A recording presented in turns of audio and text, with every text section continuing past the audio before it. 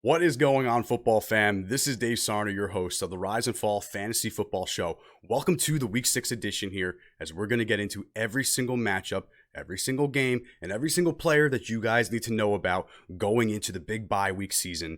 And let's face it, Week 6, we're pretty much halfway through the season now, getting ready for the big playoff push. If you manage to go 4-1 or 3-2 or 5-0, you're really feeling good right now, especially with the way this season has. And if you're at 2-3, 1-4, or even 0-5, I get it.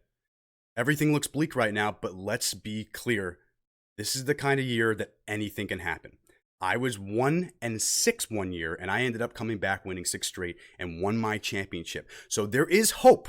If you guys have had a rough season, but you're making deals, you're trying to, get your team back to where it needs to be, there is still hope. And I'm hoping today I'm going to be able to help you here on the Rise and Fall Fantasy Football Show Week 6 edition. Now, before we get into the episodes, just keep in mind that we record these episodes every Tuesday night or every Wednesday morning. So if there are any news, notes, and updates that do occur after and Wednesday afternoon on, make sure you guys keep on top of that. Check out World of World, check out the Yahoo and ESPN notifications on fantasy, and make sure that you guys have the right guys in your lineup. With all that being said, let's get into the matchups here for Week 6. We have the Chicago Bears against the Carolina Panthers. This could be another big defensive battle, in my opinion. It's very obvious that these guys are playing really well on defense. Their offenses, I think the Panthers' offense has really stepped up more, in my opinion, but the Bears' offense has been stepping up to a degree. Allen Robinson is legit. Jimmy Graham, like Matt said on the Hit It or Quit It segment, is a hit it. You want to go after him. He's one of the top tight ends right now, and he could be pretty consistent for you. And even David Montgomery has a good matchup this week. So I think this could be a really interesting matchup. Now, the only thing that scares me is there is a lot of red here. Panthers are stingy all around except for running backs. Okay. Number 2 most fantasy points. So second most fantasy points they're giving up to running backs right now. On the other side, Bears are very stingy all around. They're giving up no less than the 15th most fantasy points at any given position.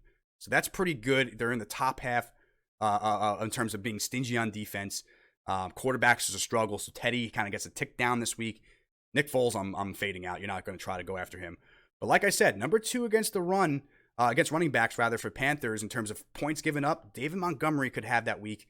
I've been down on him in the past. These stats don't wow me still. I mean, 59 yards on what? Was that 10 or 19? Yeah, so 17 touches. That's not good. But he's going to get volume. It's a tougher passing offense this week than it is a rushing offense, and I think that's where they're going to try to maybe control the game a little bit and get him more involved there. Robinson, you're going to start. It's a tough matchup, no doubt about it. We talked about that. 25th most least amount of points given up to wide receivers, so just be mindful of that. Allen Robinson could have a down week this week, in my opinion. You're going to start him if you have him, but I kind of predict kind of a down week for him overall. Jimmy Graham, I actually do kind of like, even though 23rd.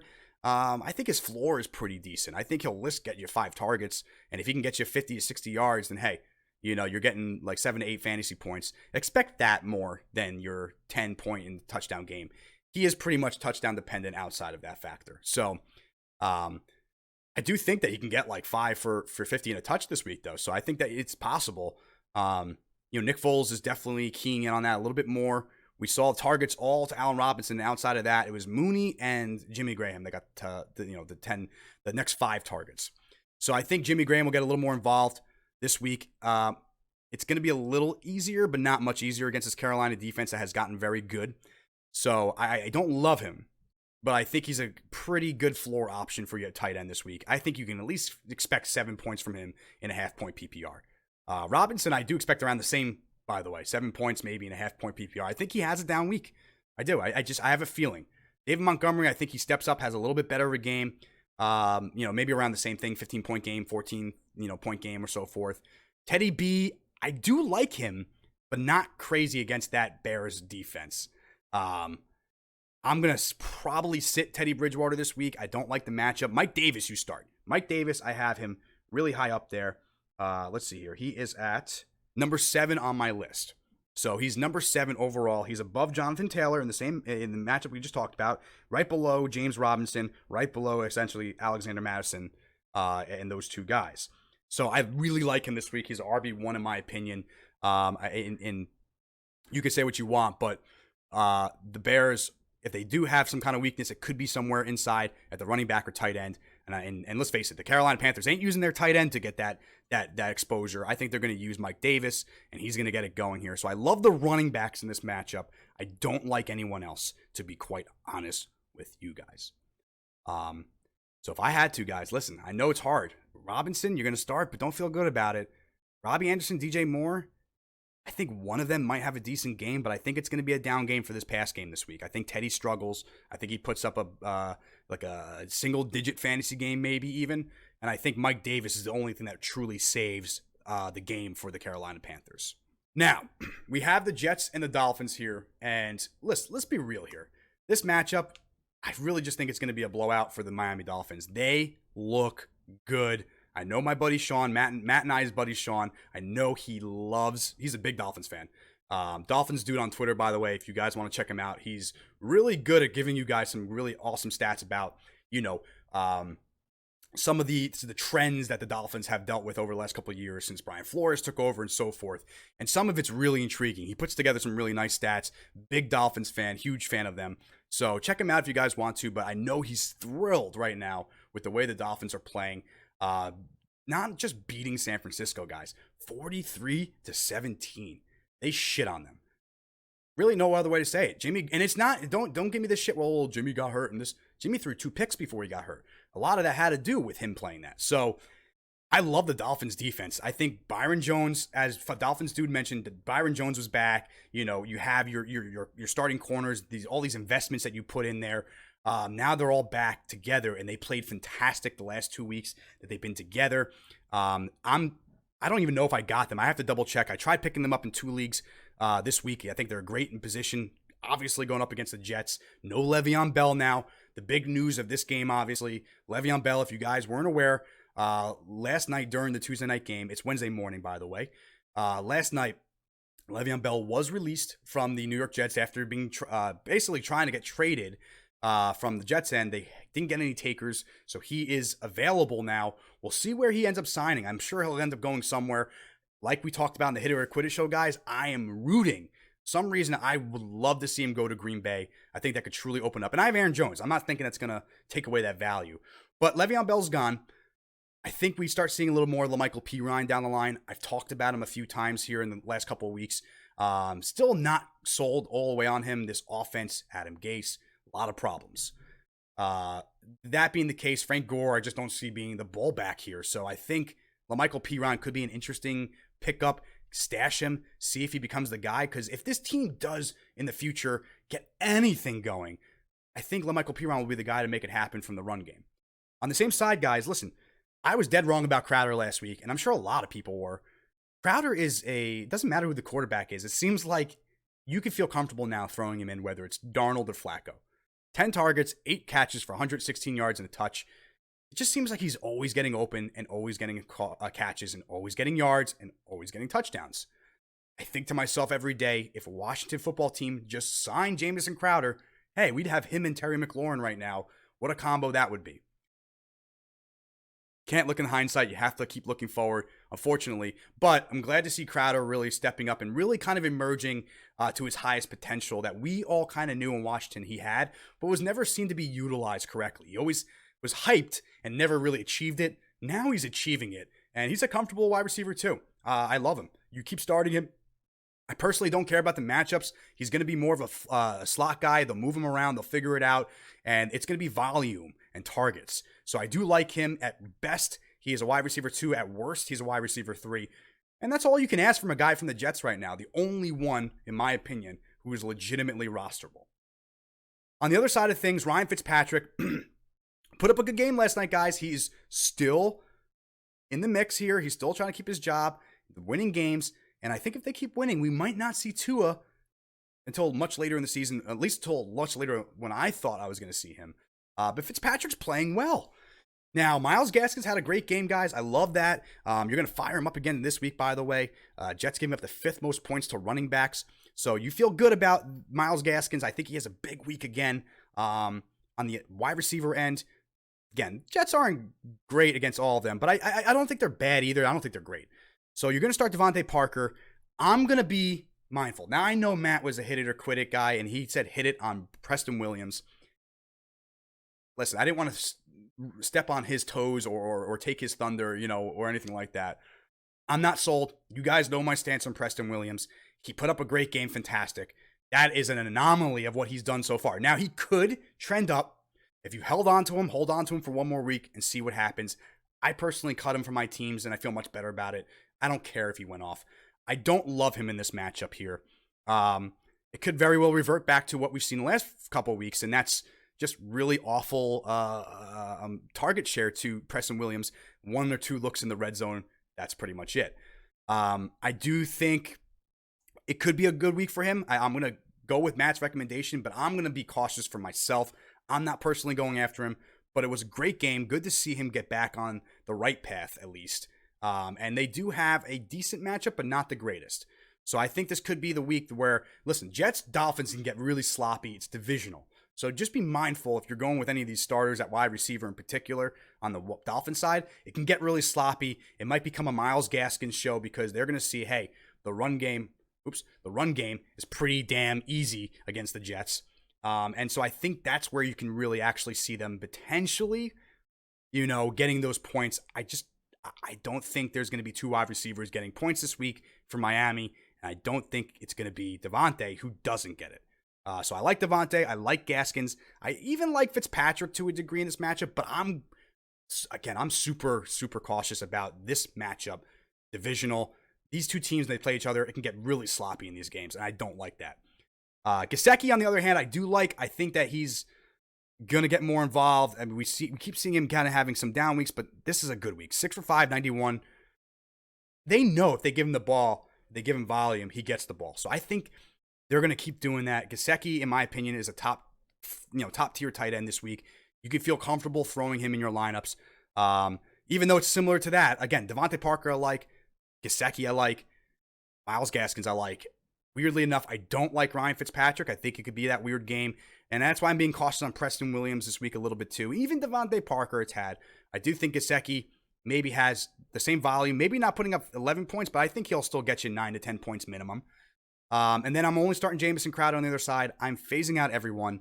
And again, we're going to have to see where Le'Veon Bell goes. But having a couple minutes here, since if people watching this didn't watch the Hit It or Quit It segment, I just want to go into kind of Matt and I's prediction about Le'Veon because it was before he was released. We thought he was going to get traded. So now that he's been released, I mean, there are some really intriguing teams that can go after him. You could look at Seattle. You could look at Green Bay. That would really up their value there. Bringing him over to Houston, I think, would be a really interesting idea. You can definitely throw him out at wide receiver. I think he needs to go to a team that utilizes running backs in the passing game. No doubt about that. It has to be a team like that. Not saying that he has to just be doing that. He can be running the ball too, but having diversity of him being able to line up at running back and having another guy line up outside or vice versa, having him literally line up as a wide receiver can be super valuable for a lot of teams right now. I'm just personally hoping he doesn't go to Philadelphia. I think that actually is a really interesting spot for him as well. And it seems like a Howie Roseman kind of move, right? Like, I just have a feeling. So I'm interested to see where Le'Veon goes. I hope he doesn't go to the NFC East, but I just hope he goes to a place where they're going to be able to utilize his talents and he might be able to be more of an asset for fantasy purposes. So we'll see what happens here. I'll try to keep you updated on my Twitter account. When we do get news on Le'Veon Bell, we will let you know. Now, the next game, guys, we are getting a little bit later in the docket here. All right, so those were the 4 o'clock games that we just got into with the Jets Dolphins. We are also in the next 4 o'clock game, and I am hoping, being in Jersey, that I still get this 4 o'clock game to watch because I do not want to watch the Jets and Dolphins, and that's it. I really don't. So either way, I'm hoping either Red Zone features this game or I get both games as a national televised. I'm assuming this is the game of the week. The Green Bay Packers against the Tampa Bay Buccaneers. I have a lot invested in this game, guys. I have Aaron Jones. I have Robert Tonyan. I have Davante Adams in a different league. I got Tom Brady starting for me with Russell Wilson out. And I have Chris Godwin, who I'm hoping comes back from his injury this week. So there's a lot to talk about here. Now, Aaron, let's go with the quarterbacks first. All right. Aaron Rodgers, I have at number 5 this week behind Cam Newton, Josh Allen, Kyler Murray, and Patrick Mahomes. I think that's warranted because his Tampa Bay defense is really good. They have been really, really good. And I mean really good. They are at like Colts territory in terms of points, fantasy points being given to, to opponents by position. They are one of the stingiest defenses I've seen. The little area that I do see that could be a little bit of a wiggle room here is tight end to a degree. They have great linebackers in the middle here. So it's a tough matchup all around, but it is Aaron Rodgers. It is Green Bay. They do know how to scheme up their team to play their opponents, and I think they'll be able to utilize something along those lines. And especially if Davante Adams is back and Chris Godwin is back, I would love – this game is going to be so much fun to watch, hopefully. Davante Adams, if he's back, you start him. Go for him. Robert Tonyan, top 7 tight end this week, in my opinion. I think, he definitely has gotten the trust of Aaron Rodgers. And like I said last week, if there's anyone in this league that you want the trust of, it's Aaron Rodgers. It's that simple. On the other side of things, running back, Aaron Jones. Listen, it's a tough matchup all around here. So I'm going to go with my studs here. I'm going to start Aaron Jones. I'm going to start Davante Adams. I'm going to start Aaron Rodgers. And I'm comfortable starting Robert Tonyan because the matchup is pretty good for this. They will try to key in on him. So maybe Marquez Valdez-Scantling steps up. Maybe Jamal Williams helps out here or there. But I think the main guys you go with, and I do think this matchup will be a little bit more high scoring than we originally saw. I really do. I know it's a good defense, but it is the Aaron Rodgers-led Packers here. And I do think that they're coming off hot still, off of the way they just blew out the Falcons. They're really good right now. Coming off the bye, they are prepared. They're going to have some interesting plays in their playbook for this offense. And if Davante Adams is back, it's gonna really spread the offense, and it's gonna open up things for Robert Tonyan. So if Davante Adams is back, love Robert Tonyan. I don't care about the matchup. I even say that for Aaron Jones. I think the dynamic between those guys, if you have them, you start them. Doesn't matter the matchup, in my opinion. On the other side of things, guys, listen, Tom Brady is somewhat matchup based, but you know what? He's been pretty damn consistent. 14 points last week was an anomaly. Again, Chicago, very tough defense here. So you wouldn't want to start him against the tough defenses without Chris Godwin in the lineup, without, more security at running back, I guess. With that being said, this week, he does get the team that's letting up 20th most points to quarterbacks. Remember, Falcons, I don't know I think Matt Ryan really struggled against them too. So they are a little stingy in those positions. But I really do like them this week as well. Tom Brady, I think, has a bounce back week. It's not as bad of a matchup as you would think against that Packers team. Most likely, I would think Jaire Alexander might be on Mike Evans because he's the healthier one, if you will. He had a better game last week, 9 for 5, 41 and a touch. Nothing crazy. I am praying to the fantasy football gods that I get Chris Godwin back. Losing him and Eckler, and then having Aaron Jones on the bye last week literally screwed me in the last 2 weeks in my main league. So I'm still in second place somehow. I mean, luckily every other team lost outside of one team, and I'm 3-2 in second place with the most points thanks to these guys that I have. So this week I do love the Tom Brady, for me, Chris Godwin connection if he's back, especially if Chris Godwin's back. I do really like Tom Brady. He would get a tick up. If Chris Godwin's not back, I am a little more hesitant because I do believe, remember, 2 weeks ago we saw Jaire Alexander shut down Calvin Ridley for 0 points. So I think he's going to key in. If Chris Godwin's not there, he's absolutely going to key in on Mike Evans. And that might be tough for Tom Brady in this matchup. I think Chris Godwin coming back is going to really make this more dynamic matchup. And I'm praying that he does. So I do love Chris Godwin here. I have him over Mike Evans. All right. In my rankings here right now, I have Chris Godwin at number 8, and I have Mike Evans at number 11. Okay. And that's if he comes back. If Mike Evans is the only guy, I'm actually going to maybe put him down a little bit more. I know it's a sexy matchup if he's by himself and you're going to go to him, but trust me, Jaire Alexander is going to be all over him. Now, he's a bigger receiver than Calvin Ridley, so maybe he'll be able to be a little better matchup for Alexander, but I'm not as hopeful about that. They are hurting Green Bay. I think they lost Kevin King and lost a couple other corners. So if Godwin's back, the reason I say that is I don't think you could just go and shadow Mike Evans if that's the case. So if Godwin's back, it does change the way Green Bay plays this defense, or this offense rather. And it won't be able to be shadow, which will allow opportunities for both Godwin and Mike Evans. That's why I give Evans a tick up if Godwin's going, a tick down if Godwin's not. Ronald Jones, listen, I think you're going to start him. I have a number 10 this week. I'm on the Ronald Jones bandwagon. I think he needs to just make him the premier back, in my opinion. You said it. You've been committing to him, and he's shown it. And I think when he got the opportunity, he really played well last week. It was a tough defense, Chicago, and you went up and you put up 17 carries for 106 yards. You had 3 receptions out of 5 targets. That's all you want from Ronald Jones. If you can get that, I do like the matchup here. Again, number 2. The weird stat for the Packers defense is they give up a lot of points to running backs. Todd Gurley went off against his team. Brian Hill, I think, even had a touchdown against them. So I do like Ronald Jones. Even if Leonard Fournette's back, maybe I like both of them if Fournette's back. Maybe they ground and pound it, and that's why you see this being a down game. I hope not. I think that this team is going to not allow that. Each team's gonna have to outpace each other, I'm hoping. But we'll see. I do like Ronald Jones, though, no doubt about it. I think he's a really good start, has a great matchup. He's number 10 on my list. Aaron Jones, despite the tough matchup, Aaron Rodgers, Devontae Adams, Robert Tonyan, all in the same boat. You're going to start them, I think. On the other side of things, Tom Brady, I like the matchup here. 20th against wide receivers, 20th against quarterbacks, and second against running backs. He can utilize that if he needs to, I think. So I do like the matchup a little bit here for Tom Brady. I don't love it, but I like it. Chris Godwin, especially if he's back, I like that even more for Tom. And then Mike Evans, if it's all really depending on Godwin's back. If Chris Godwin is out, Mike Evans, man, that should be their nickname. Just name him Chris Evans. But if Chris Godwin is out, then Mike Evans, in my opinion, gets to get stocked down on that guy. So just be mindful, because that would mean shadowing from Jair Alexander, and you don't want that. All right, he shut down Calvin Ridley for 0 points. Now, granted, it is Tom Brady. It's not Matt Ryan, so I don't expect the same outcome. But just be mindful. Trends are trends, man.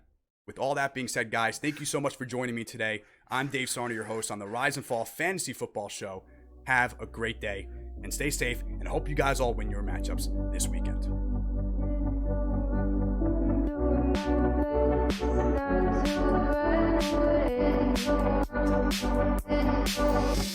Sitting throwing rocks across the pavement, hoping it will cave in and swallow me whole.